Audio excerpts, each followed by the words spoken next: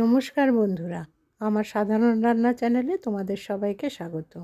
আজ আমি গেঁটি কচুর তরকারি রসুন দিয়ে বানিয়ে তোমাদের সাথে শেয়ার করব। আমি এখানে 4টে গেঁটি কচুকে প্রথমে খোসা ছাড়িয়ে ডুমু ডুমু করে কেটে নিয়েছি। 2টো আলুও খোসা ছাড়িয়ে ডুমু ডুমু করে কেটে নিয়েছি। আর আমি 7-8 কোয়া রসুন নিয়েছি, সেগুলোকেও কুচিয়ে নিয়েছি। এছাড়া লাগছে 2টো টমেটো, আর ফোড়ন দেওয়ার জন্য লাগছে শুকনো লঙ্কা আর কালো জিরে। তেলের মধ্যে শুকনো লঙ্কা কালো জিরে দিয়ে প্রথমে রসুনগুলোকে লাল লাল করে ভালো করে ভেজে নিতে হবে। তারপরে আমি সব সবজি ওর মধ্যে দিয়ে দেবো। গেঁটি কচু, আলু, টমেটো সব একসাথে দিয়ে ভালো করে ভাজবো।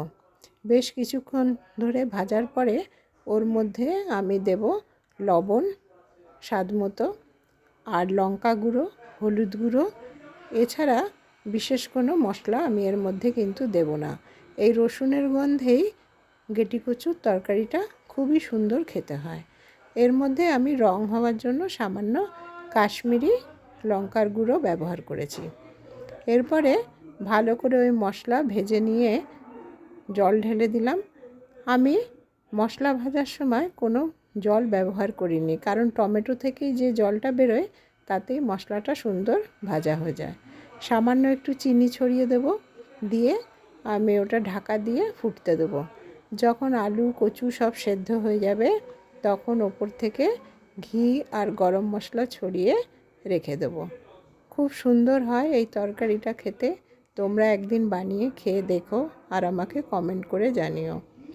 ভাত, রুটি সব কিছু দিয়েই এই তরকারিটা খেতে খুবই ভালো লাগে। তোমরা সবাই ভালো থেকো আর আমাকে কমেন্ট করতে কিন্তু ভুলো না। রান্নাটা ভালো লাগলে একটা লাইক করো, শেয়ার করো, আর আমার চ্যানেলটা অবশ্যই তোমরা সাবস্ক্রাইব করে দিও।